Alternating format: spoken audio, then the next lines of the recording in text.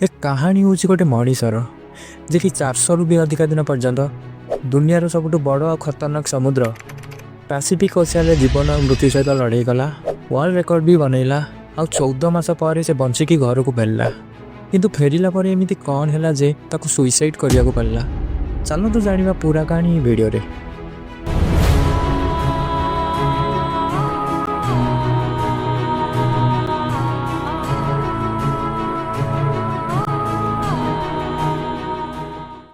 Pacific ocean ना शुणिले लोक मैंने भय करती किंतु पूरा दुनियार 71% पानी जहाँकि डिवाइडेड अच्छी 4टी ओशियन रे ताको ना होची आंटलार्कटिक, पैसिफिक, इंडियन एंड आर्कटिक। तांको भितर सबुठ बड़ होची पैसिफिक। ये एते बड़ जे आम टोटाल स्थल भागर 165 मिलियन स्क्वायर किलोमीटर भितर ये एकेला ओशियन 148 मिलियन स्क्वायर किलोमीटर पर्यंत गिड़ी दे पारियो। यही ओशियन में किसी आइलैंड अच्छी जहाँकि बहुत छोट किसी तो एमती भी आइलैंड अच्छी जोटि आज पर्यंत कहीं मनीष जाना आउ भूल भी जदि कहीं मनीष ये पैसिफिक ओशियन में निखोज हो जाए ताकू खोजा प्रायतः असंभव। किंतु पैसिफिक ओशियन 14 मास पर्यंत बंचिकी रही मनीषर ना हूँ जोस साल्वाडोर अल्वारेगा।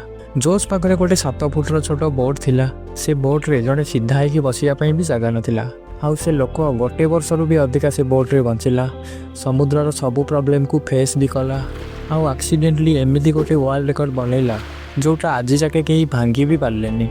जोसर भाग्य ही एमती थिला जहाँ एमती विपद आड़ को टाणिनेला। कथा हूँ 2012 मैक्सिकोर गोटे छोट गाँ कोस्टा आजुल रे जोस रोला। जोसर एज 36 वर्ष थिला आउ से जड़े एक्सपर्ट माछ धराड़ी थिला। 17 नवेम्बर 2012 दिन जोस तार जड़े सांग सहित समुद्र को माछ धरिया को बाहरला। प्लान थिला से समुद्र रे 30 घंटा रहिबे से छोट बोट रे बेसी किसी सामान भी नहीं नथिले। से बोट रे गोटे इंजिन थिला आ माछ स्टोर करने गोटे रिफ्रिजरेटर थिला। 2 जन बाहर मैक्सिको उपकूल 120 किलोमीटर दूर को 120 किलोमीटर गलापर जाल बिछेले। से जाल बिछेला बेले हठात गोटे भयंकर झड़ निज आड़ को माड़ी आसार देखागला।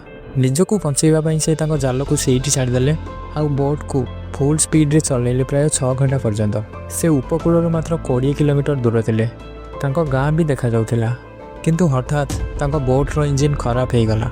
झड़ को से बहुत पछरे छाड़िकी आसते पाखे गोटे रेडियो थिला जो थे से लोकेशन बस को पठेले आउ रिप्ले को अपेक्षा कले किंतु भाग्य एते खराब थिला जे धीरे धीरे रेडियोर बैटरी भी डेड हो गला। गोटे पटे से समुद्र कूल को देखुले आउ गोटे पटे आड़े माड़ी आसुवा झड़ को जी कि एते भयंकर रूप में आसूला जे सतरे जमी एम जीवंत गिड़ीदब। झड़ सहित पवनर स्पीड एते थिला जे बोट समुद्र कूल धीरे धीरे दूर को होगा लगिला। किछि टाइम पर समुद्र कूल भी हजिगला आउ बड़ बड़ लहड़ी निज आड़े टाणी टाणी नेला। बस पर्यंत जिते मेसेज पहुँचला से बहुत लेट हो सारी एम को खोजापी गोटे सर्च पार्टी भी पठेले किंतु समय अनुसार जोसर बोट दूर हो चलला। झड़र आक्रमण कारण ना एम कि देखिपे ना कि बुझी पारुले कि से कौ जगार अच्छा कि समुद्र कूल कौ दिगरे रहा। आश्चर्यर कथा या जे ओनली 5 दिन में बोट 450 किलोमीटर दूर पहुँची सारी। एते छोट बोट हो खोजापी भी कष्टकर हो जाता। ना एम पाखे किसी फ्लेयर गन थिला ना कि एमती जिनस निआ लगेवाई जहाँ कि से धुआं साहाय्य सिग्नाल देकी क्या डाकी पारे।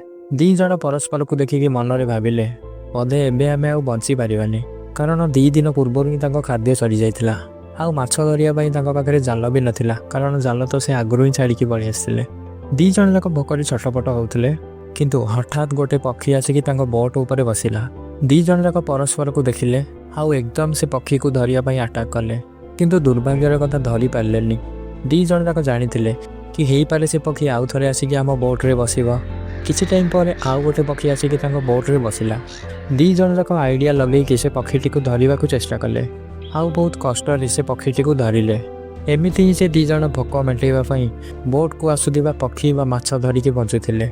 समुद्र लुणिया पानी पीले मनीषर मृत्यु भी हो पारे से वर्षा पानी प्लास्टिक बोतल स्टोर करने स्टार्ट कले जहाँ को पीकी से जीवन बचाऊले।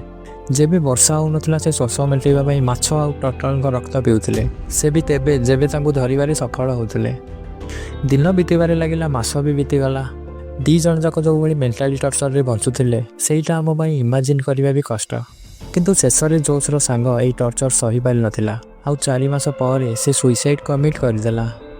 ଏବେ ବୋଟ୍ରେ ଜୋସ୍ ଏକା ଥିଲା ଆଉ ତା ଚାରିପଟେ ପାଣି ହିଁ ପାଣି, ଯାହାକୁ ଦେଖିକି ତା ଜୀବନରେ ଆଶା ଦେଖାଯାଉନଥିଲା। ପରିସ୍ଥିତିକୁ ସାମ୍ନା କରିକି ସେ ଯେମିତି ସେମିତି କରିକି ଜୀବନ କାଟିବାରେ ଲାଗିଲା।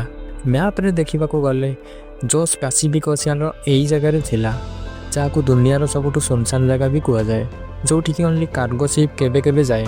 ମେକ୍ସିକୋର ଉପକୂଳ ଛାଡ଼ିବା 6 ମାସରୁ ବି ଅଧିକା ହେଇଯାଇଥିଲା। ତା ଭିତରେ ଜୋସ୍ ତା ସାଙ୍ଗକୁ ବି ହରାଇ ଦେଇଥିଲା, ସେଇଥିପାଇଁ ସେ ଅଧିକା ଭାଙ୍ଗି ପଡ଼ିଥିଲା। ଗୋଟେ ଦିନ ଜୋସ୍ ବହୁତ ଦୂରରୁ ଗୋଟେ କାର୍ଗୋ ସିପ୍ ଦେଖିଲା।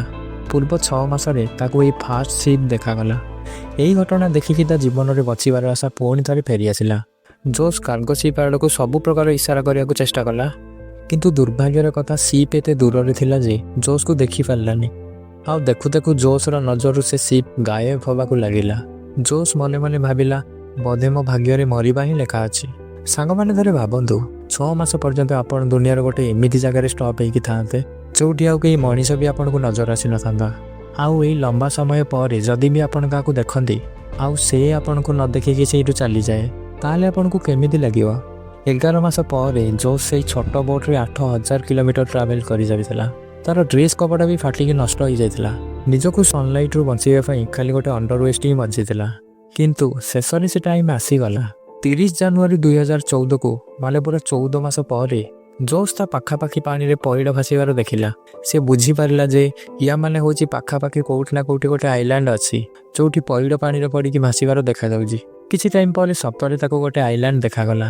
ତାକୁ ଡର ଥିଲା ଯେ ଏଇ ଆଇଲ୍ୟାଣ୍ଡ ବି ଯେମିତି ତାଠୁ ମିସ୍ ନ ହୋଇଯାଏ। ସେଇଥିପାଇଁ ସେ ପାଣିକୁ ଡେଇଁ ପଡ଼ିଲା ଆଉ ସୁଇମ୍ କରିକି ଆଇଲ୍ୟାଣ୍ଡ ପାଖକୁ ଗଲା। ପୂର୍ବ 14 ମାସ ପରେ ଜୋସ୍ ପ୍ରଥମ ଥର ପାଇଁ କେଉଁ ମାଟିରେ ପାଦ ରଖିଲା। ଯେତେବେଳେ ସେ ଆଇଲ୍ୟାଣ୍ଡ ପାଖରେ ପହଞ୍ଚିଲା, ଏତେ ଦିନ ପରେ ମାଟି ଦେଖିକି କାନ୍ଦିଲା। ସବୁଆଡ଼େ ଦେଖିକି ଜୋର ଜୋରରେ କାନ୍ଦିବାକୁ ଲାଗିଲା। ତାପରେ ତାକୁ ଗୋଟେ ଛୋଟ ବିଚ୍ ହାଉସ୍ ଦେଖାଗଲା, ଯେଉଁଠିକି ସେଇଠିକାର ଲୋକାଲ ଲୋକ ରହୁଥିଲେ। ପୂର୍ବ 438 ଦିନ ପରେ ଜୋସ୍ର ପ୍ରଥମ ଥର ପାଇଁ କେଉଁ ମଣିଷ ସହିତ ଦେଖାହେଲା। ଏହି ଆଇଲ୍ୟାଣ୍ଡ ମାର୍ଶାଲ ଆଇଲ୍ୟାଣ୍ଡର ଗୋଟେ ରିମୋଟ୍ ଆଇଲ୍ୟାଣ୍ଡ, ଯାହାକୁ ଇମୋଟ ଆଟର୍ନି କୁହାଯାଏ। ଏହି ଆଇଲ୍ୟାଣ୍ଡ ଜୋସ୍ର ଷ୍ଟାର୍ଟିଂ ପଏଣ୍ଟରୁ 11000 କିଲୋମିଟର ଦୂର ଥିଲା। ଜୋସ୍ର ଭାଗ୍ୟ ଭଲ ଥିଲା, ଯାହାକି ସେ ଆଇଲ୍ୟାଣ୍ଡରେ ପହଞ୍ଚିଲା। ଯଦି ତାଠୁ ଏହି ଆଇଲ୍ୟାଣ୍ଡ ମିସ୍ ହେଇଯାଇଥାନ୍ତା, ତାର ଆଗ ଷ୍ଟପ୍ ଯାଇକି ଫିଲିପିନ୍ରେ ହେଇଥାନ୍ତା, ଯାହାକି ଏ ଆଇଲ୍ୟାଣ୍ଡଠୁ ବି 5000 କିଲୋମିଟର ଦୂର ଥିଲା। ତାପରେ ଜୋସ୍କୁ ସେଇଠୁ ନିଜ ଘରକୁ ପଠାଇ ଦିଆଗଲା।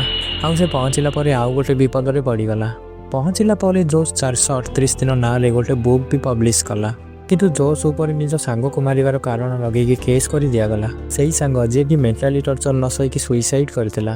ତାପରେ ଜୋସ୍କୁ ଜେଲ୍ ପଠାଇ ଦିଆଗଲା। ଏତେ ସବୁ ଦେଖିଲା ପରେ ବଞ୍ଚିକି ଫେରି ଆସିଥିବା ମଣିଷକୁ ନ୍ୟାୟ ମିଳିଲାନି।